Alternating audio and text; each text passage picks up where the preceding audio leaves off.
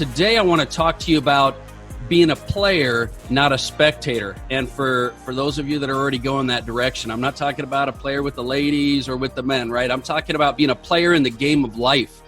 The bottom line is this is the time of year where we're talking about creating our life, creating a plan for next year. And I say a lot of times, don't let your vision of the future rob you of the joy of the present. But I also don't want you to let your dreams and goals of success drive you into fear of not creating any action. Sometimes our perspective, we can motivate ourselves with our dreams and desires, but sometimes we need to also look at the downside of not taking action.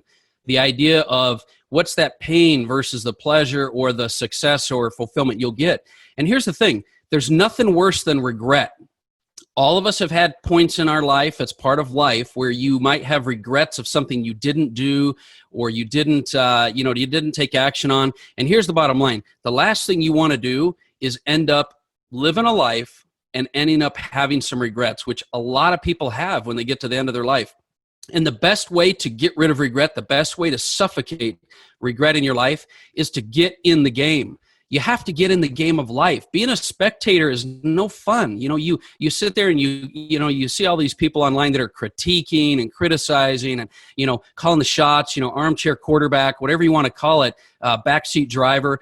There's nothing better than being in the game of life, because in the game of life, being a player versus a spectator, it gives you perspective. You all of a sudden have a bit of accountability and responsibility that empowers you. There's nothing like that feeling of empowerment. And here's the thing, being a player in the game of life allows you to write the script. It allows you to be the hero of your story. It allows you to be the person that can take your life to the next level instead of waiting around for someone to help take it to the next level for you. And so I want to talk to you a little bit today about living without regret and being a player in the game of life, not being a spectator. And so I want to talk to you a little bit about how to be in the game of life. What can you do right now and into next year in order to be in the game and be in the game at a high level? We're not talking about if you're going to be in the game, you don't go in the game and just hang out. You go in the game to win. You go in the game to play to win. So let's talk about what you can do. Number one, I say you pick a side. Most of you are so busy sitting on the side. Most of us, a lot of times in our life, we're unwilling to just pick a direction. Just pick a direction. Stop waiting around. Nobody's going to play the game for you. Nobody's going to come along and be the hero of your game. You need to be the hero of your story. And the way to do that is to start by picking a side. Pick a team. Pick a direction. Pick something that you want to invest in. Because here's the bottom line. If you don't stand for anything, you don't stand for anything. You see what I'm saying? So pick a side, pick a direction, pick something that you'd like to take to the next level next year. And once you do that, already you'll be empowered. Second, I want you to identify your position. See, what happens a lot of times is we get frustrated because we haven't really identified our unique talent. As one of my partners, Robert Stuberg, says, identify your unique talent. Your unique talent is not something that you're okay at. It's something that you're excellent at. And it's something you're excellent at that you also love to do. So many of us are playing positions in life that we don't enjoy. And when you don't enjoy doing something, you don't play at a high level. You need to learn to identify your unique talent. So whether it's in your relationships, your business, or whatever it is, find the areas you excel at and double down on those areas. Really focus on areas that you can play excellent at. And when you play the proper position, you will start scoring points and you'll start having success in your life. So identify the best way for you to be able to take action in your life. So instead of just picking a direction, pick a direction and focus on your unique talents, your unique abilities. And sometimes it's hard to identify those, but talk to people around you. I promise you they're going to help you to figure out what you're best at. The third thing I want to talk to you about is stop watching the scoreboard and start playing the game. Spectators are the ones that watch the scoreboard. The players play the game. Now, it's obviously important for you to know the score and keep accountability, but it's time for you to perform. And you can't perform if you keep looking up at the scoreboard. You need to, so many people right now are so busy trying to figure out what everybody else thinks of them and what everybody else has going on and how do I look? Stop looking at the scoreboard and start playing the game, because here's the bottom line. Everybody's just like you. They're all looking around as well.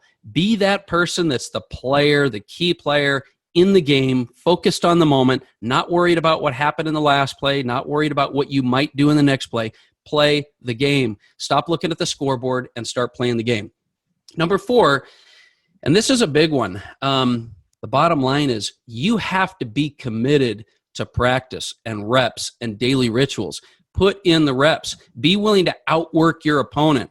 Brandon has talked a few times in the past about how, when he played football in high school, he would go to the gym during the summer. He would go over the break.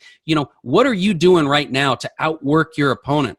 Dwayne Johnson talks about a lot. I'm the hardest worker in the room. Be the hardest worker in the room. Don't just show up for the game and showboat. Win the game because the games are won in the effort outside the game. That's the point that's going to get you to that next level. That's the point that's going to help you to perform at a level 10. So number 4, be able and focused on putting in the effort for practice, right? Practice. Don't just play the game. The 5th thing I wanted to mention to you is that I want you to remember something important. Yesterday's home runs don't win tomorrow's games, okay? Today's games are won with today's effort. Today's games are not won. Your resume or what you did in the past and those kind of things can help you, but you have to live in the moment. You have to be willing to put in the effort right now and not live on yesterday's home runs or yesterday's successes, because every quarter is a new quarter.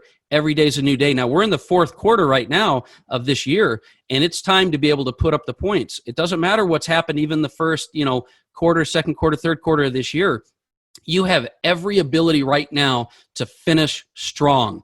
Don't wait till January 1st to be able to start your year, to start your new game. Do your work right now. Get and have a strong 4th quarter.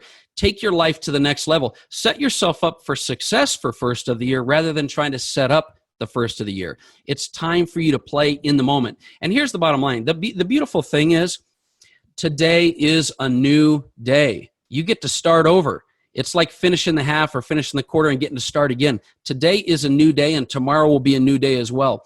Choose to be the hero of your story. Choose to be the game-winning quarterback, the game-winning coach, the game-winning player. Love it. Love it. And I know a lot of you feel like, and a lot of us sometimes feel like the odds are stacked against us. You know what? Being the underdog is an amazing thing. Having the Cinderella story, are you kidding me? If you're going to win the game, why not win the game with a big comeback? Why not win the game by being the underdog? Because everyone underestimates the underdog. Everyone underestimates the ability to take it to the next level. And so I promise you that if you'll take the time and you'll focus on getting in the game and being the player and being the hero of your own story, you're going to not only have more success, but you're going to have more fulfillment in life. You're going to have the ability to be happy and satisfied and live in the moment and have more memories and have more success, because you're not worried about the scoreboard, because you're not sitting on the sidelines. You're picking a side, you're picking a direction, and you're going to find that your ability to be able to focus on that is something that's going to help you take it to the next level, because when you're focused on playing the game, you're focused on winning. You're focused on doing what it takes. And I love that quote by Jim Carrey. I really appreciate that. In his commencement address, he said, "You can fail at what you don't want, so you may as well take a chance on doing what you love." Don't let fear stand in your way. Don't let the fear of the game, the fear of impression, the fear of the score, the fear of losing hold you back from being a winner. Winners win. Winners play the game. Losers lose. Don't worry about the fear of loss. You lose games and you take those wins or you take those losses and you learn your lessons and you win in the next game.